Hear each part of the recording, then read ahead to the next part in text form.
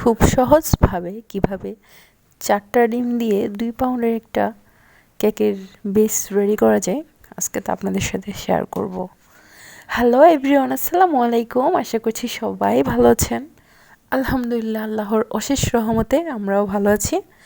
তো আজকে আবারও কেক বানানোর প্যারা উঠছে আমার।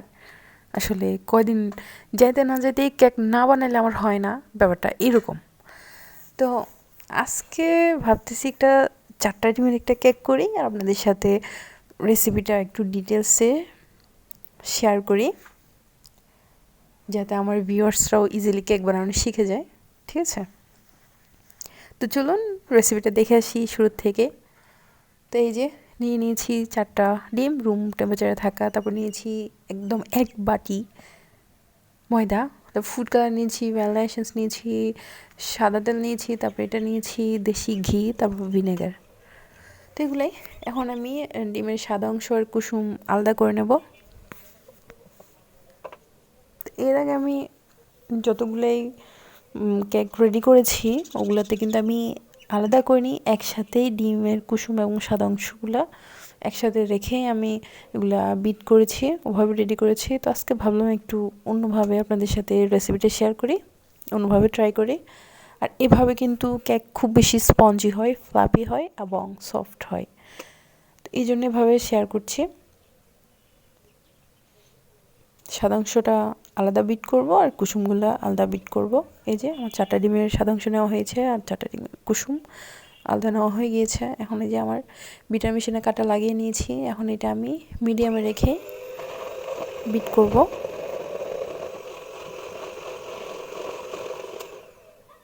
এই দেখুন, এটার কালার কিন্তু অলরেডি চেঞ্জ হওয়া শুরু হয়ে গিয়েছে।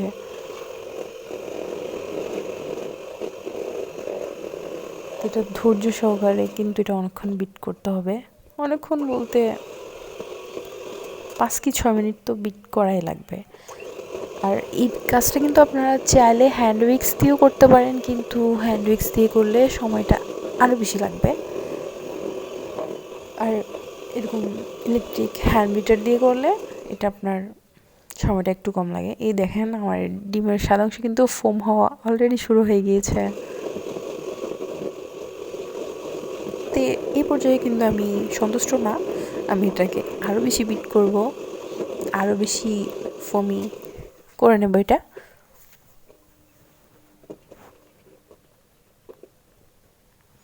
এই দেখেন কি সুন্দর লাগতেছে, সাদা অংশগুলো একদম মেঘের মতো, তাই না?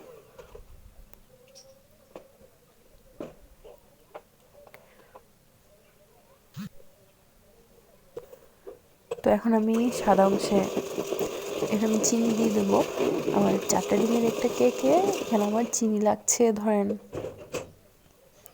2.5 কাপ পরিমাণ। এখানে আমি 2.5 কাপ পরিমাণ চিনি দিয়েছি। আর কেক জাতীয় তো খাবার অবশ্যই মিষ্টিটা একটু বেশি লাগে, না হলে কিন্তু মিষ্টি কম হলে কেক খেতে ভালো লাগে না। আপনারা যদি চান আপনারা এখানে চিনির পরিমাণটা একটু কমিয়ে দিতে পারেন। এটা চিনি দিয়ে এটা আমি আরও ভালোভাবে বিট করে নেব।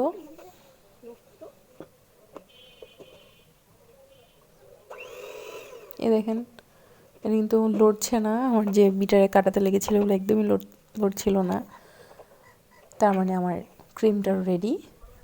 তারপর যে নিয়েছি এটা বেকিং পাউডার নিয়েছি 2 চামচ, মানে 2 চা চামচ পরিমাণ।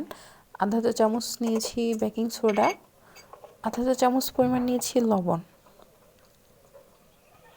তো এই 3টা উপকরণ আমি একটু চেলে দিয়ে দিচ্ছি। আর এখানে যে আমি একদম 1 বাটি ময়দা নিয়েছিলাম, এখান থেকে আমি সামান্য সামান্য করে এগুলা চেলে চেলে দিয়ে দেবো। সবগুলা ময়দা তো একসাথে দেওয়া যাবে না, কারণ যেহেতু শুধু ডিমের কুসুমের সাথে আমি এগুলো মিক্স করছি, তার মানে এগুলো কিন্তু একদম শুকিয়ে যাবে। সেই জন্য সামান্য সামান্য দিতে হবে। আর দেখেন এগুলো কেমন হয়ে গেছে, এখানে ঘাবড়ানোর কোনো প্রয়োজন নেই। এখানে আমি 1 কাপ পরিমাণ লিকুইড মিল্ক নিয়েছি, এটা আগেই গরম করে মানে জাল দিয়ে ঠান্ডা করা। তো এটা দিয়ে আমি একটু বিট করে নিয়েছি। আর এখন আমি আমার শুকনো উপকরণগুলো বাকিগুলো দিয়ে দেবো এখন এখানে।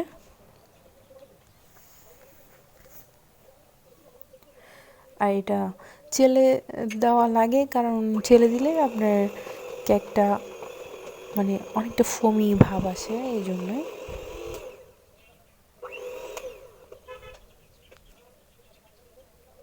তো এখন দিয়ে দিচ্ছি এখানে আমি সাদা তেল। এখানে আমি আধা কাপ পরিমাণ সাদা তেল দিয়েছি। আর এখানে কিন্তু আপনারা ভুলেও সরিষার তেল ইউজ করবেন না, কেকে কিন্তু সরিষার তেল যাবেই না, ঠিক আছে? সরিষার তেলের খারাপ একটা স্মেল লাগবে।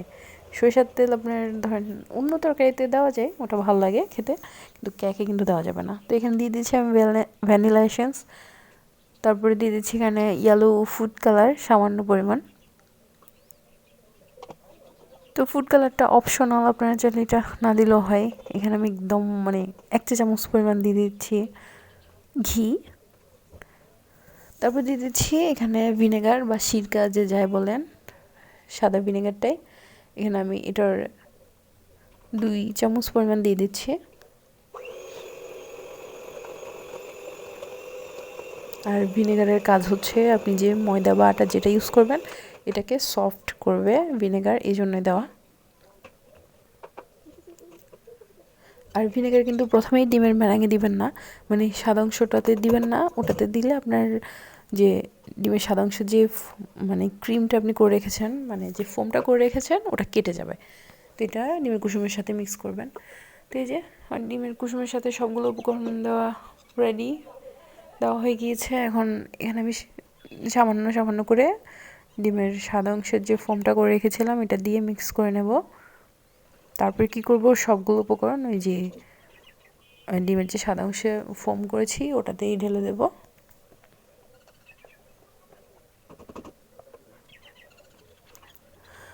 আর এরপরে যে কাজটা করতে হবে, এটা মিক্স করার কাজটা, এটা মানে একটু ধৈর্য সহকারে করতে হবে এবং এটা এক পাশ থেকে ঘুরিয়ে ঘুরিয়ে এটা মিক্স করতে হবে।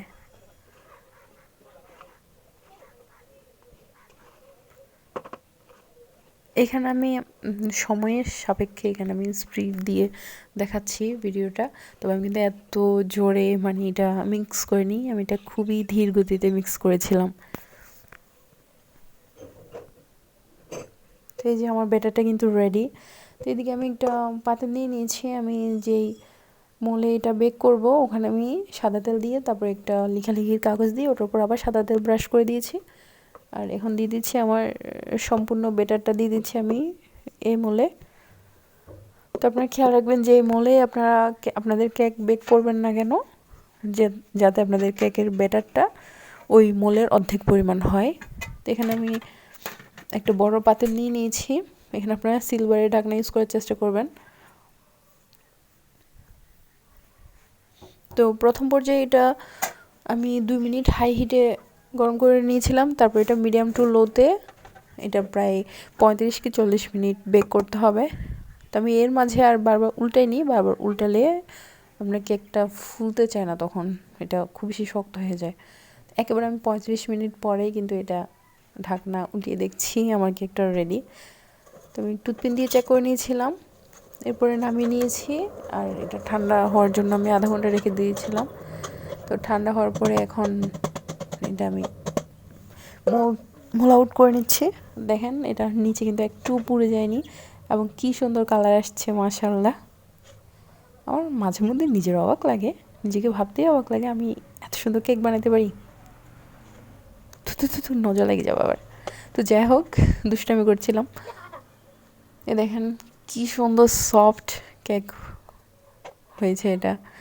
আসলে যখন কোনো একটা কিছু কষ্ট করে বানানো গেলেও এটা যখন সুন্দরভাবে পারফেক্টলি হয়, এটা যে আসলে কতটুকু আনন্দ লাগে মানে এটা বলে বোঝানো যাবে না। এটা এত খুশি লাগে। এই দেখেন কত সফট হয়েছে কেকটা।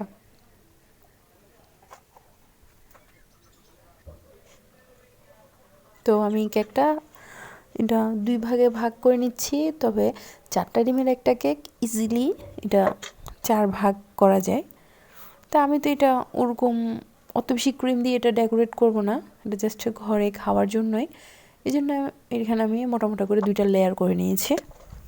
তো এখানে আমি লিকুইড মিল্ক আর চিনির একটা সিরাপ করে নিয়েছিলাম, ওটা দিয়ে দিচ্ছি। এটা দেওয়ার পরে এখানে ঘরে রেডি করা কিছু হুইপ ক্রিম ছিল, তো ওটা দিয়ে দিয়েছি এবং কেকের আরেকটা লেয়ার বসিয়ে দিয়েছি। এই যে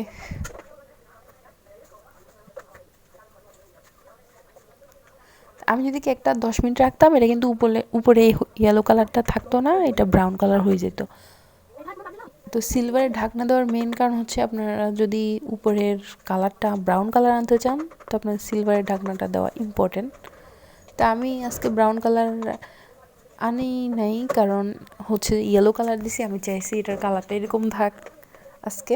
এই জন্যই যারা আমার আগের ভিডিও দেখছেন তারা নিশ্চয়ই দেখছেন আমার সবগুলা কেকের উপরে কিন্তু আমি ব্রাউন কালার হওয়া পর্যন্ত রাখি কেক। এই যে আমি এগুলো কেটে নিয়েছি সবার খাবার সুবিধার্থে। তো যাই হোক, আমার ভিডিও যদি আপনার কাছে ভালো লেগে থাকে প্লিজ লাইক কমেন্ট শেয়ার দিয়ে রাখবেন, আমার চ্যানেলটা সাবস্ক্রাইব করে দেবেন এবং ফেসবুক থেকে দেখে থাকলে আমার পেজটি ফলো দিয়ে রাখবেন। আর এভাবে আপনারা বাসায় ট্রাই করতে পারেন, আশা করি আপনাদের উপকরণগুলো নষ্ট হবে না। তো ভালো থাকবেন সবাই, আল্লাহ হাফেজ।